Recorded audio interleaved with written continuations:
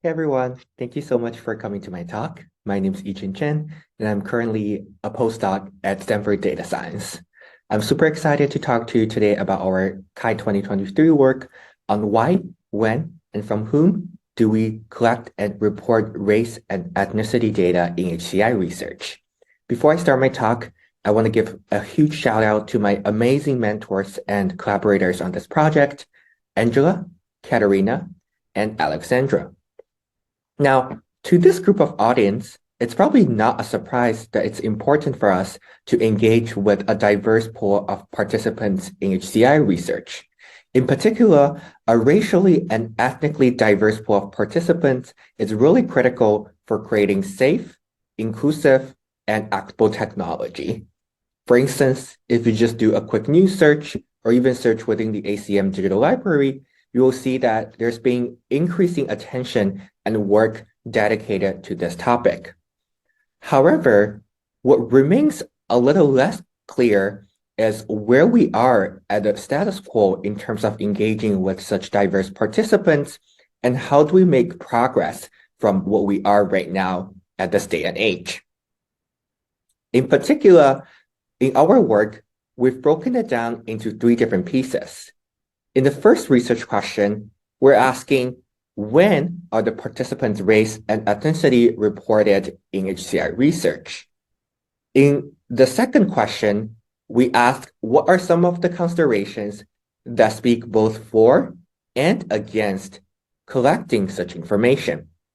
Finally, we outline some relevant considerations on how do we collect, report, and use race and ethnicity of our participants should we decide that it's important for us to collect this information.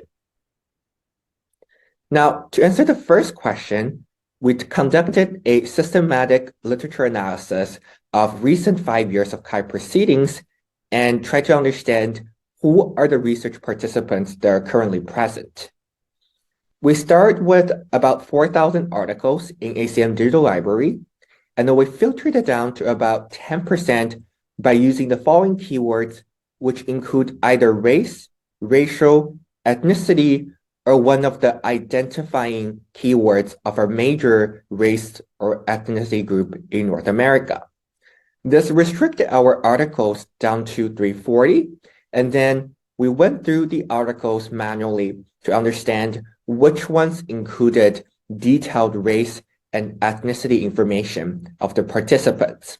It turns out that out of all the articles, only 93 of them included such information, and this amounts to less than 3% of all the CHI papers from 2016 to 2021. In addition, we note that more than 90% of these articles are US-based, and we hypothesize that this could be either due to the fact that a lot of these keywords are more systematically collected and annotated in the US context, alongside with the fact that US census have been collecting such data for historical reasons for a very long time. In addition, we note that US-based studies have a very similar participant profile in terms of race and ethnicity distributions when compared to the recent census data.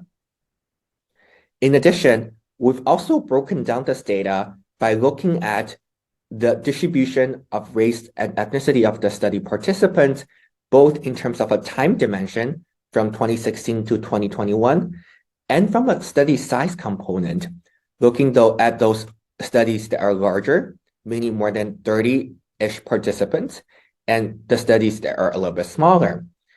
As you might note on this graph, that smaller to medium studies, especially in recent years, have a lot more higher proportion of non-Hispanic white participants. And this is partly due to the fact that a lot of the recent work are dedicated to understand such technology use and uptake in dedicated race and ethnicity minorities, which explains the uptake of this group in recent years. Now, moving on, what are some of the considerations that we've outlined that speak both for and against collect race and ethnicity?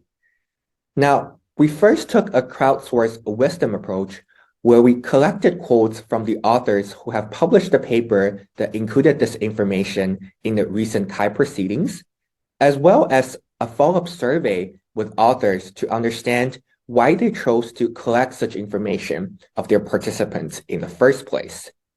Of course, this is only going to be a subset of people who mostly were going to advocate for collecting this information. Therefore, we also conducted a comprehensive literature research where we synthesized existing discussions on such information collection in adjacent fields and topics, including US Census, biomedical data science, social sciences, and computational fairness to understand the potential benefits and especially the unintended consequences of reporting racial and ethnic data in HCI. So what are some of the big takeaways that we get from this? In terms of the reasons why the authors collected such information of their participants for their CHI paper, we see that top two reasons that jump out to us are first, the authors want to use this information to increase or at least acknowledge the lack thereof of their external validity of the study. In addition, authors are motivated by the inequality and differences between different racial groups in terms of their topic of study in prior work. In addition, some other reasons include, for instance, they might be designing a study to understand the differences to motivate future work, and it could just be that they're required by external funding requirements, which speaks to a small subset of the participants we surveyed. Now, moving on to the more interesting part about the challenges, we see that deciding around race and ethnicity data collection is not easy. There are a list of important concerns and topics here. For instance, authors may be concerned about privacy and post hoc explanations that could be using some of these findings to actually reinforce harmful racial stereotypes. In addition, while a lot of our emphasis in the first question are concentrated in a North America categories, we acknowledge that there is not always a systematic categories or best practices people can leverage in other sides of the world, where race and ethnicity are a lot more contextual and very hard to come up with categories, especially there hasn't been a prior study on it. In addition, we note that some authors pointed out that non-representative categories might actually further perpetuate harm because the group of participants are actually not accurately represented, especially their challenges.